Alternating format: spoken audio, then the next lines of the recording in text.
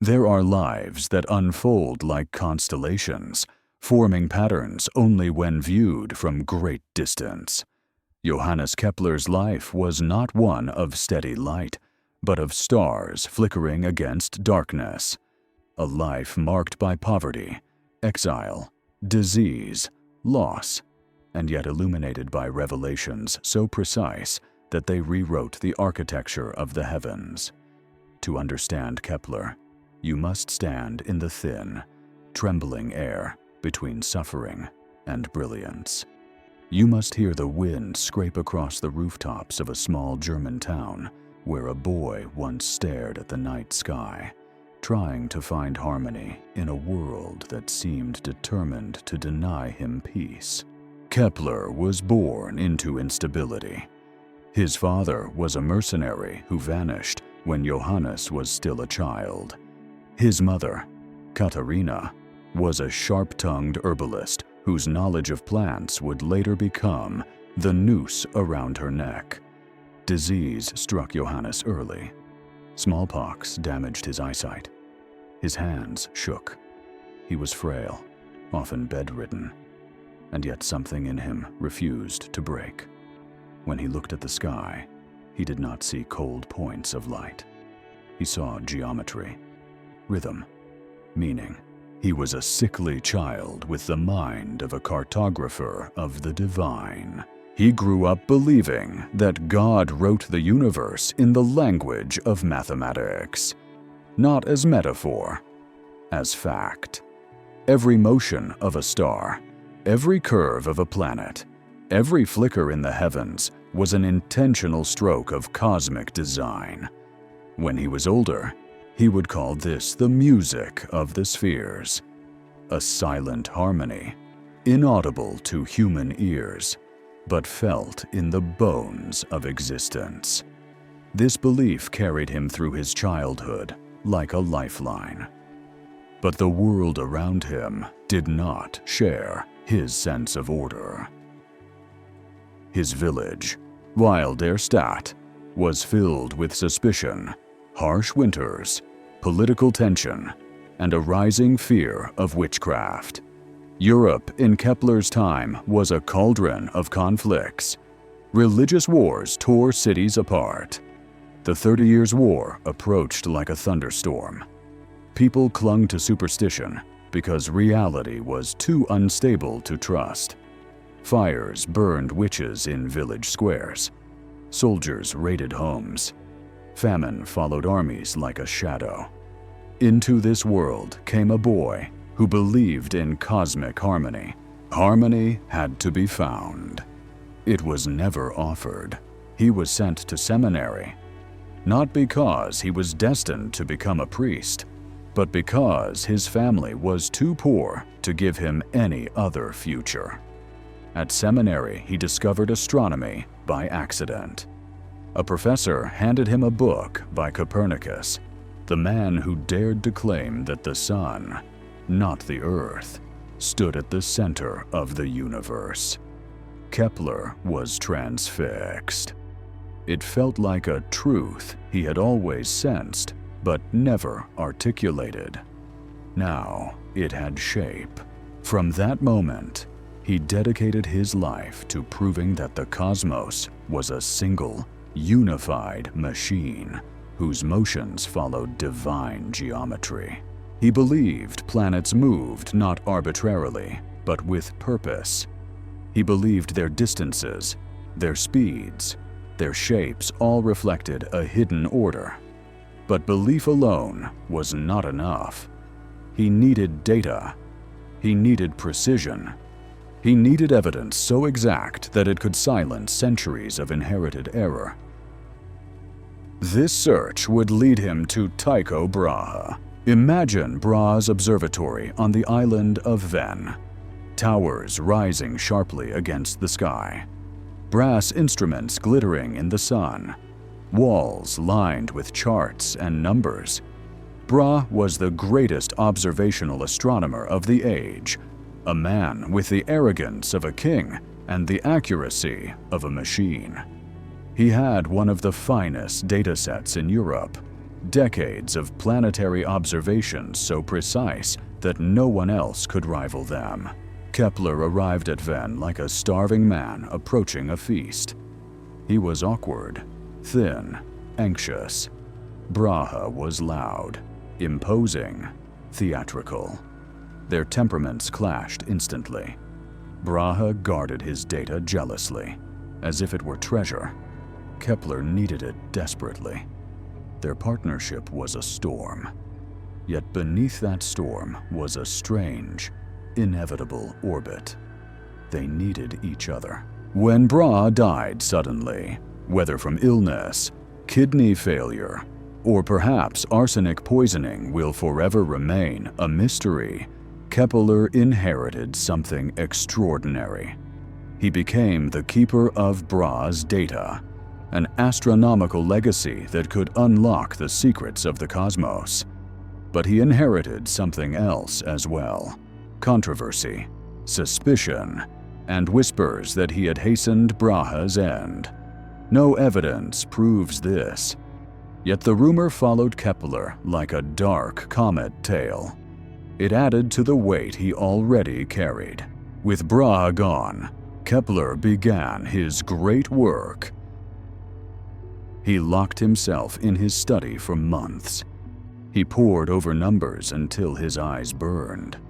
He traced planetary paths across parchment, searching for perfect circles, the sacred shapes believed to define celestial motion. But the data betrayed him. Mars refused to obey. Its orbit defied every attempt at symmetry. Kepler wrestled with this disobedience like a man wrestling with a question that refuses to speak. He felt torn. If the cosmos was divine order, why did Mars refuse to move in a perfect circle? He tried everything: spirals, epicycles, nested spheres, ratios of polyhedra. He scribbled until mistakes blurred into breakthroughs. He crossed out entire pages, only to rewrite them again. The numbers mocked him. They whispered that the universe was not what he expected. But Kepler did not give up. He refused to believe nature would hide truth from someone seeking it with honest devotion. At last, one night, exhausted, trembling, on the brink of collapse, he made the discovery that changed astronomy forever. Mars moved in an ellipse, not a circle, not a perfect shape, a stretched curve, elegant and irregular. A shape that spoke of compromise, of complexity, of motion guided by invisible forces. This was the first of Kepler's great laws. Kepler wept when he realized it. The universe had not betrayed harmony.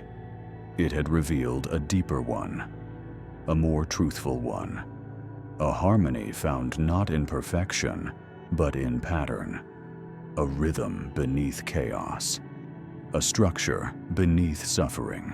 This was the beginning of his cosmic philosophy.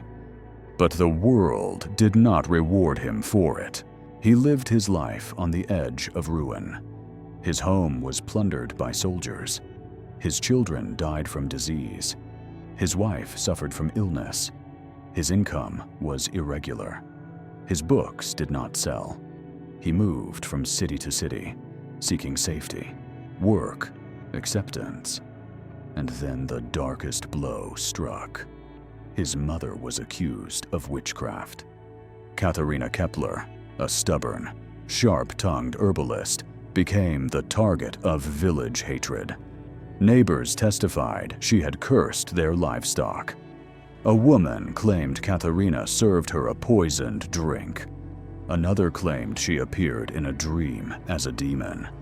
Kepler rushed to defend her. He abandoned his studies, traveled to his hometown, and threw himself into legal warfare. For 6 years he fought to save her. 6 years of collecting evidence, confronting magistrates, analyzing testimonies like equations.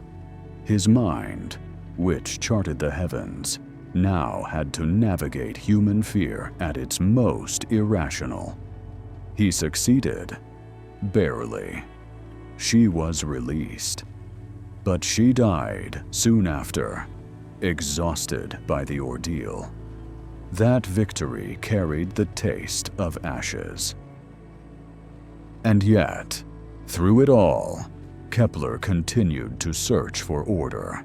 He believed that for every moment of suffering, there existed a balancing motion elsewhere in the cosmos. For every contraction, an expansion. For every death, a birth.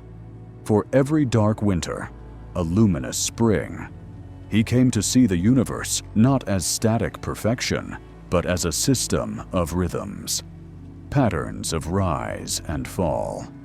Tides of fortune and misfortune. This insight would become the heart of the Hermetic law embedded in his life. Cycles govern everything.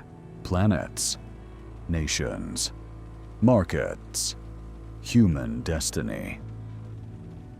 But before we turn his cosmic insight into a financial one, we must sit with Kepler a little longer, in the dim room where he traced ellipses by candlelight. A man weathered by grief, yet still listening for the music of the spheres. A man who believed the universe was not cruel, but rhythmic. A man who understood that harmony is not the absence of chaos, but the pattern within it. Kepler's life teaches something profound about wisdom. It does not blossom under clear skies. It takes shape in storms. It grows in the friction between the world as it is and the world as it ought to be. As Johannes traced the paths of planets, he was not simply doing mathematics. He was studying the pulse of reality. He was listening for a rhythm beneath the noise. And over the years, a conviction began to form inside him, quietly at first, then with the force of revelation. Nothing in the universe moves in a straight line. Nothing stays constant. Everything rises and falls. It was a philosophy born from the heavens, but confirmed by his life on Earth. The more Kepler studied planetary motion, the more he saw that each orbit carried its own cycles. Planets accelerated as they approached the Sun. They slowed as they moved away. Their paths were not uniform, but rhythmically uneven, following laws that spoke to deeper forces. This was not chaos. This was breath. Cosmic breath. Expansion and contraction, like the inhalation and exhalation of a sleeping giant. The heavens, he realized, pulse, and so does everything. The crops in the field, the prices in the marketplace, the moods of crowds, the fates of nations, the rise of empires, the health of the human soul. Kepler began to see this rhythm everywhere he looked. When war approached, he sensed it not as an isolated event, but as a downward arc of a larger cycle. When peace returned, he recognized it as the upward swing. Even his personal tragedies seemed to follow seasons, sharp winters of loss, followed by fragile springs of insight. His 3 laws of planetary motion were not merely scientific principles. They were metaphors for existence. When years of turmoil drove Kepler to Linz, he wrote a manuscript called The Harmonitas Mundi, the harmony of the world. In it, he revealed perhaps the most intimate truth he ever shared. He believed that God composed the universe like a musician. Each planet was an instrument, each orbit a note, each law a part of a celestial symphony.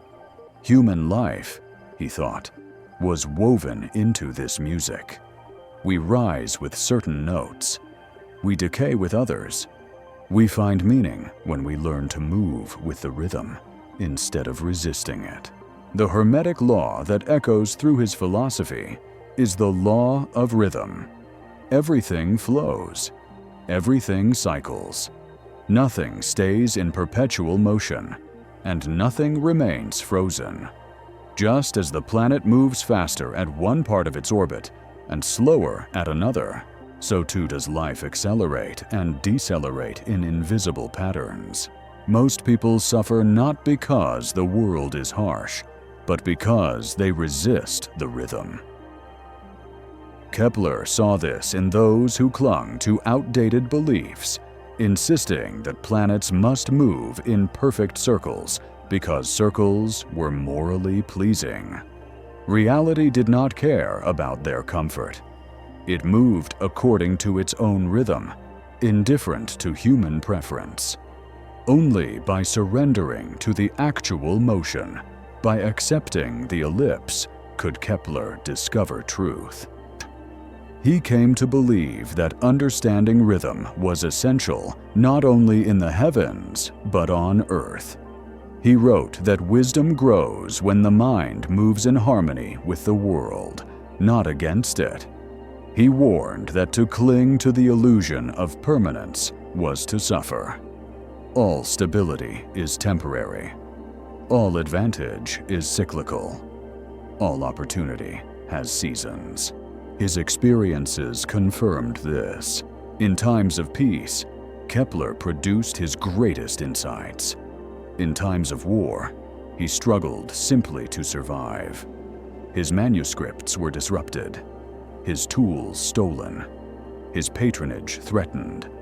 But each cycle brought not only chaos, but revelation. The collapse of one circumstance created space for a new one. When he was dismissed from one city, another opened its doors.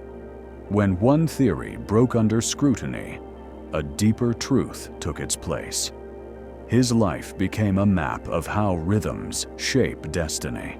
Yet the greatest test of his philosophy came not from the stars, but from a courtroom. His mother's trial for witchcraft lasted 6 brutal years. It was a cycle of accusation, fear, interrogation, and humiliation. Katharina Kepler was locked in a tower, denied basic comfort, questioned relentlessly.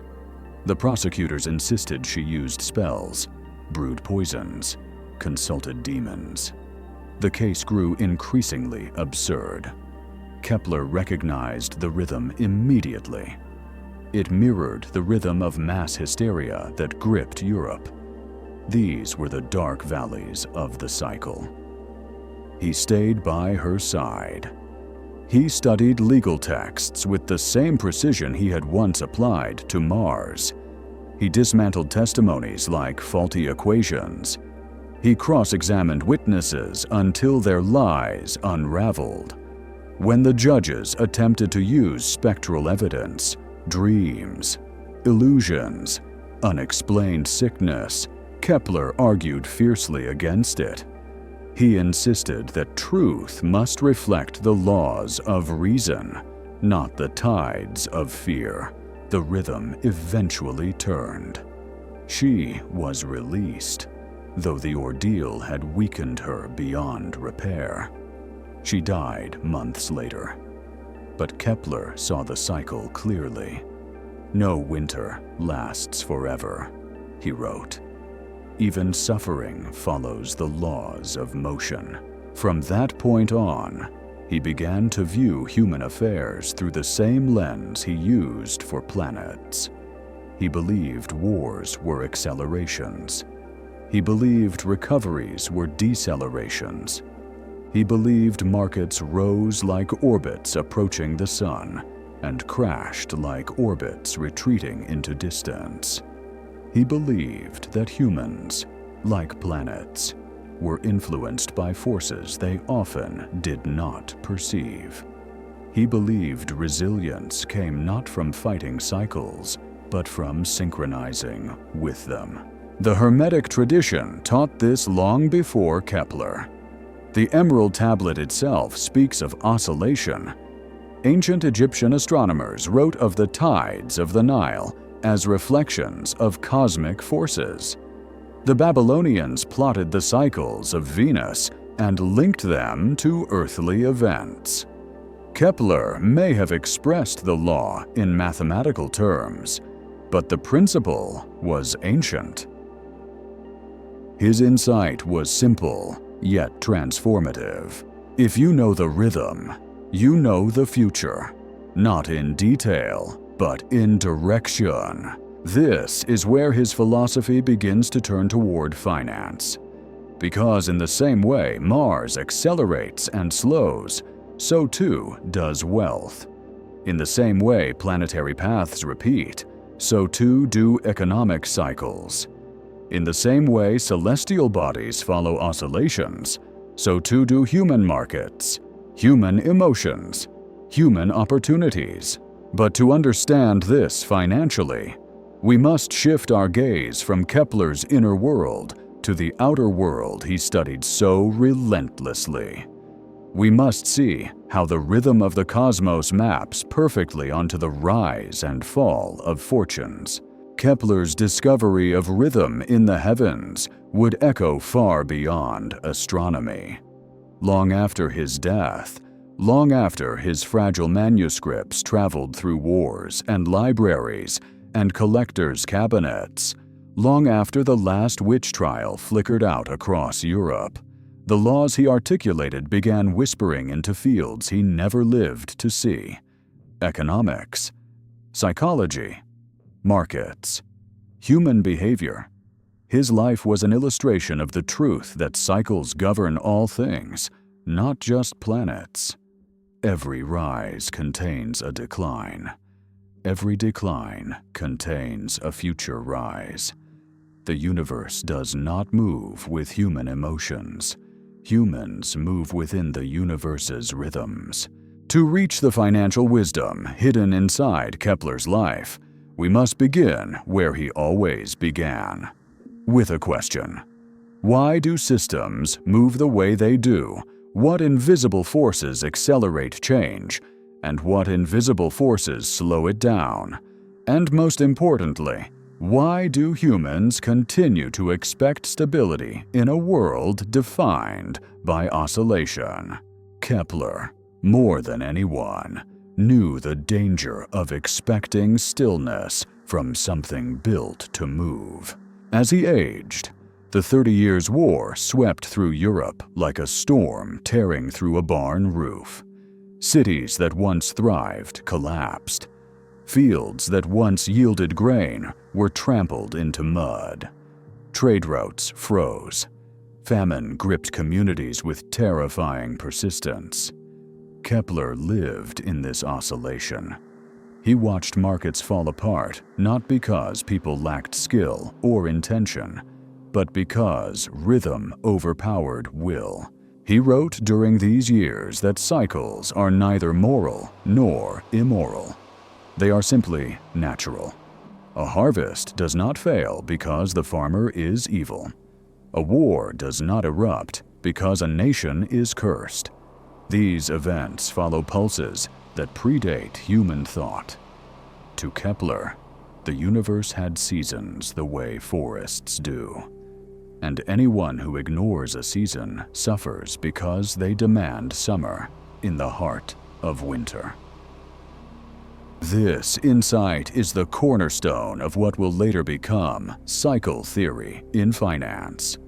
Kepler understood that no force, no matter how powerful, can sustain an upward trajectory indefinitely. Not a planet, not a kingdom, not an economy, not a person. And so, when we step from Kepler's world into ours, his discoveries illuminate the same truths modern markets reveal again and again. Crashes are not anomalies. They are part of the rhythm. Booms are not permanent.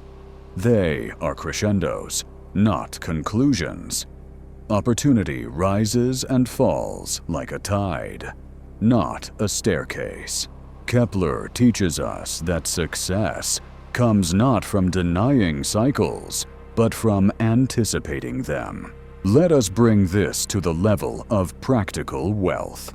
In modern markets, people lose fortunes by believing the upward phase of a cycle will last forever.